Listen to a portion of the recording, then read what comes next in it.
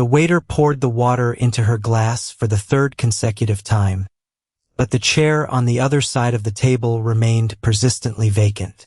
Diane Whitfield sat by herself at a window-side table located 60 floors above the glittering expanse of the city, wearing a striking black dress she had picked out with a lot more care than she would ever comfortably admit to anyone. Meanwhile, the man who had extended the dinner invitation had simply stopped responding to her phone calls 40 minutes prior. She was 54 years old, at the helm of a thriving enterprise boasting 1,100 dedicated employees. She had successfully steered multi-million-dollar negotiations without so much as a tremor in her voice. Yet, sitting right there under the warm, golden glow of the restaurant's elegant lighting, she felt far smaller than she had felt in 20 long years. If you truly believe that simple, quiet kindness can still track us down during our most profoundly humiliating hours, take a second to hit the like button, drop a thoughtful comment, share this with someone who might really need it today, and subscribe to Kindness Corner too, because what happens next just might restore your deep-seated faith in humanity. Diane had engineered Whitfield Logistics from the ground up, starting with a single leased truck and expanding it into a powerhouse that hauled freight across 4 different states. She accomplished all of that grueling work in the wake of her painful divorce, after the high-priced lawyers took whatever they could legally grab and left her with little more than a solid business plan and a fierce, unyielding refusal to fail twice in the exact same lifetime. She took immense pride in what she had managed to construct, but pride doesn't provide much warmth on a chilly Tuesday night when your grown son has moved out and established his own life, when all your longtime friends are comfortably paired off, and when a dating app pairs you up with a man named Gregory who seemed, across 3 weeks of steady texting, kind enough, funny enough, and genuinely real enough to take a tentative chance on. As it turned out, he wasn't real at all. Sometime between finishing the appetizer and nursing her second glass of wine, Diane began to fully grasp that unsettling truth. His text messages had gradually grown shorter, more perfunctory, and then they stopped arriving altogether. She kept glancing down at her phone with the practiced, effortless composure of a seasoned executive who had chaired 100 high-stakes board meetings, fiercely refusing to let her outward expression betray what her aching chest already knew all too well. The upscale restaurant bustled and swirled all around her. A boisterous table of laughing colleagues sat just to her left. A young couple leaned intimately into one another close to the glass window, and a waiter glided swiftly past carrying a tray of sparkling champagne designated for someone's wedding anniversary. Every single person in that crowded room seemed to rightfully belong to someone else. Diane, on the other hand, belonged exclusively to an empty chair and a cooling plate of gourmet food that she had completely lost any lingering appetite for. She seriously considered packing up and leaving. She weighed that thought for nearly 10 straight minutes, doing the mental math the exact same way she tackled every complex, difficult business decision.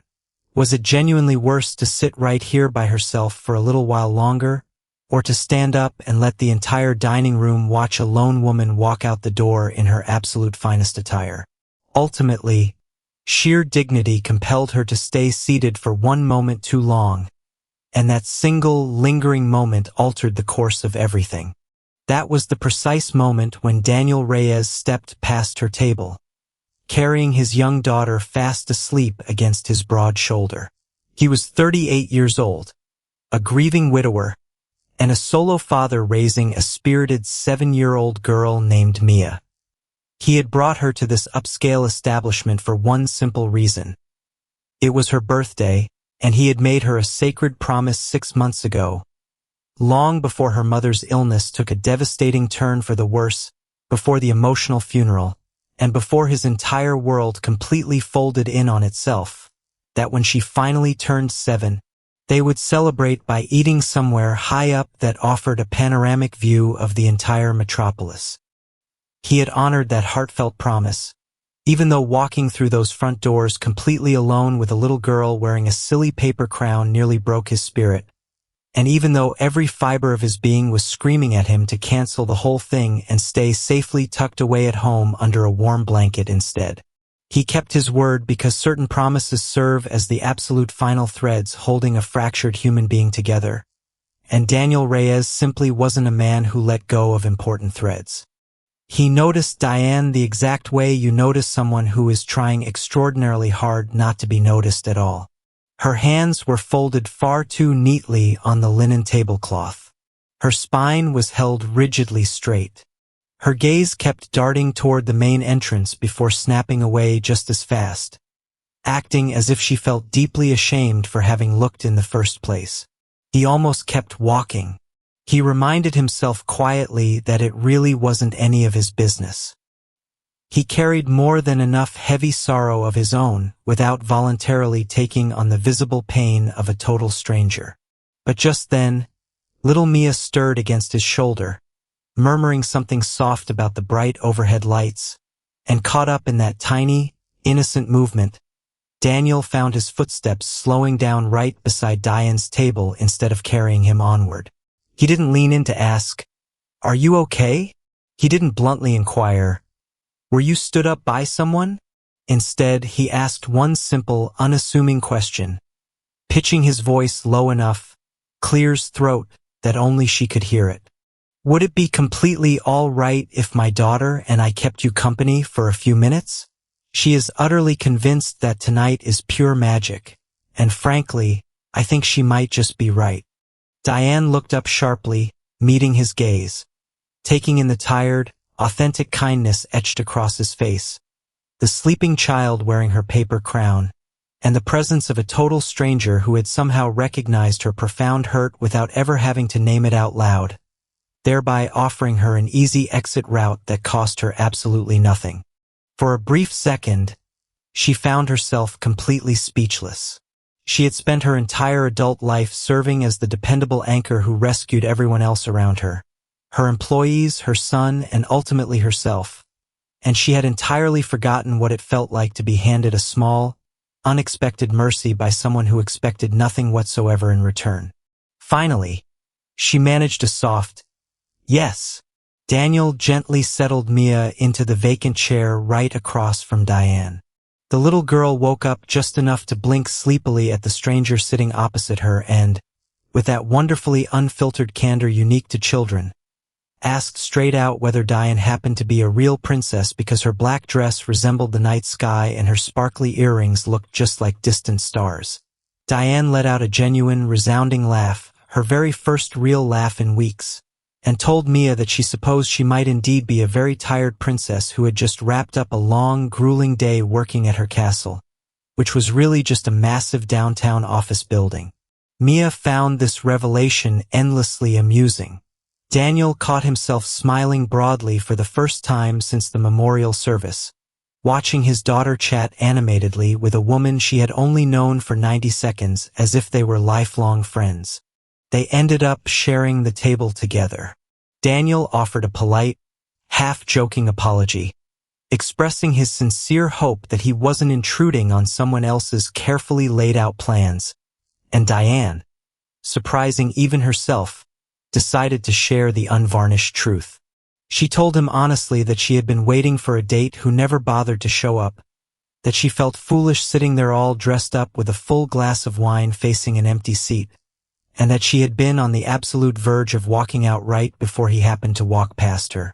Daniel wisely refrained from offering any patronizing pity, something she felt deeply grateful for. He simply remarked that the man must be an absolute fool, stating it plainly and matter-of-factly, the exact same way you might comment on an ordinary shift in the weather. Then, smoothly shifting gears, he gently asked what line of work allowed a woman to command a restaurant table with such quiet, effortless authority even while dining entirely by herself. She told him all about her bustling trucking business. In turn, he shared a bit about his life working as a contractor, opening up about losing his beloved wife to cancer 8 months prior, and admitting how he had spent agonizing midnights learning how to properly braid his daughter's long hair by watching shaky online tutorial videos because there was simply no one left in his life to ask for help.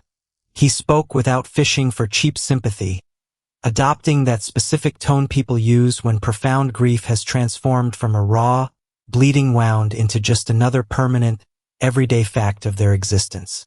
Diane discovered that she was listening to someone with a level of deep attentiveness she hadn't extended to anyone in years.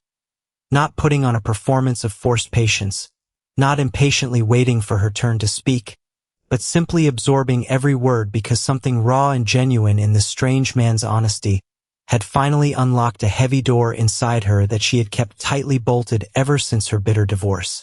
Mia drifted back off to sleep, resting comfortably against a folded cloth napkin somewhere around the time dessert was served, while Daniel and Diane continued talking long after the dinner plates had been cleared away, long after the couple sitting near the window had settled their bill and departed into the night, and long after the restaurant had grown quiet, emptying out into the cold, bright city lights shining brightly beyond the glass panes. They talked at length about the unique, heavy isolation that accompanies professional success, how you can easily cram your daily calendar with back-to-back meetings and still return home to an oppressive silence, how outsiders automatically assume that holding a corner office means you've got every aspect of life completely figured out, when in reality it just means you've mastered the art of hiding the parts that are falling apart. Daniel spoke openly about the constant, underlying terror of raising a young daughter all by himself, of trying to simultaneously function as both mother and father, and of waking up on certain mornings with absolutely no idea how he was going to force himself out of bed, only to do it anyway because a little girl desperately needed her hair braided, her school lunch packed, and someone in her corner believing every single day that things were going to be all right. Somewhere around midnight, Diane suddenly realized with a start that she hadn't glanced at her cell phone even once in a long while. She realized she hadn't given Gregory a single passing thought in well over an hour. She realized that the sharp, hollow ache in her chest caused by being so callously abandoned had quietly morphed into something entirely different. A profound sense of fullness, a comforting warmth, and the strange, unexpected grace of truly being seen by a fellow human being who stood to gain absolutely nothing from looking her way. Before they finally parted ways for the night, Daniel asked for her phone number. Not with smooth, practiced charm, nor like a man running a rehearsed pickup line, but rather like someone who was clearly a bit out of practice and genuinely terrified of being turned down. Diane handed over her digits without a moment's hesitation, an impulsive action she would have considered entirely impossible just 3 short hours earlier. As they strolled together toward the bank of elevators, Mia stirred awake just long enough to reach out and grab hold of Diane's hand.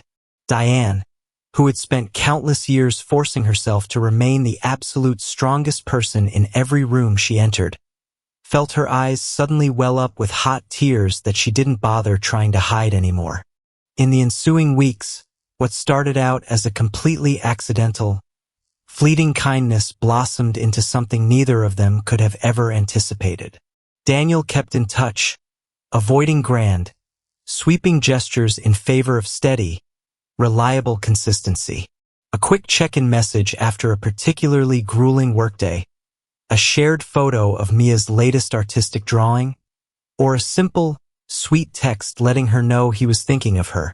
Diane found herself eagerly rearranging her demanding schedule to squeeze in a quick coffee date right before her corporate board meetings, something the former version of herself would have dismissed as utterly reckless, but which her new perspective viewed as the very first wise decision she had made in years.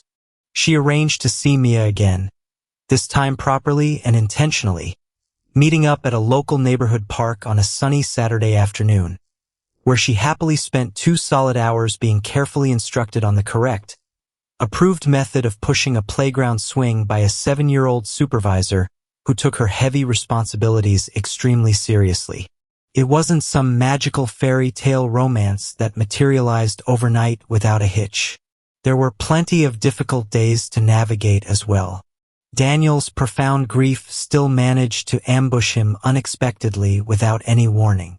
On certain restless nights, he would call Diane simply to sit in peaceful, shared silence on the telephone line because he couldn't summon the right words to articulate the massive void left behind. Diane brought her own formidable emotional walls to the table, constructed meticulously brick by brick in the aftermath of a marriage that had ended in profound betrayal, and she certainly didn't lower those defenses easily or all at once. Yet Daniel never once pressured her to do so.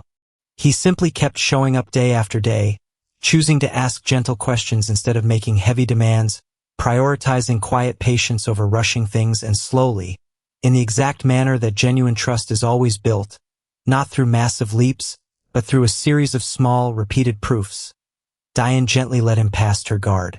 6 months after that memorable, fateful night at the restaurant, Diane stood comfortably in her home kitchen, watching Daniel enthusiastically help Mia frost a batch of cupcakes intended for a school project. Fine white flour was lightly dusted across his muscular forearms while Mia narrated every single step of the process with the intense, absolute seriousness of a seasoned surgeon. Diane suddenly realized she was smiling broadly without even meaning to. The exact way you smile when your entire chest feels flooded with an enveloping warmth and you genuinely cannot recall the last time you felt quite this content. She found herself thinking back to that strange evening at the restaurant, reflecting on how agonizingly close she had come to storming out the door before Daniel ever crossed her path, and marveling at how one tiny, unsolicited act of kindness had completely rerouted the trajectory of her remaining life.